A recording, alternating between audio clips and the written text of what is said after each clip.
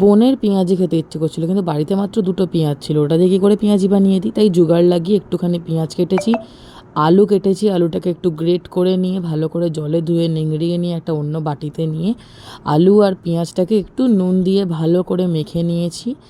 মেখে নেওয়া হয়ে গেলে ওর মধ্যে একটুখানি ম্যাগি মশলা দিয়েছি, জিরের গুঁড়ো, ধনের গুঁড়ো, লঙ্কার গুঁড়ো, নুন তো আগেই দেওয়া ছিল তাই আর দিইনি, দিয়ে ভালো করে মেখে নেব উইথ বেসন আর একটুখানি রাইস ফ্লাওয়ার, যেটাকে আমরা চালের গুঁড়ো বলি। ভালো করে মেখে নেব, জল লাগেনি কারণ নুন নুন দেওয়া ছিল বলে অলরেডি একটু জল বেরিয়েছিল। তেল গরম করা হয়ে গেলে এবার এই প্রসেসে তোমরা আলু পেঁয়াজগুলোকে ভালো করে চেপে নাও তোমাদের হাতের মধ্যে, নিয়ে ভালো করে এটাকে ভেজে নাও গোল্ডেন ব্রাউন হওয়া অবধি। গরম তেলে উল্টিয়ে পাল্টে ভেজে নেবে, কিন্তু ফ্লেমটা মিডিয়ামে রাখবে, নয়তো ভেতরটা কাঁচা থেকে যাবে। রেডি হয়ে যাবে আমাদের আলু পেঁয়াজি। রেসিপিটা ভালো লাগে লাইক করতে ভুলো না। টাটা।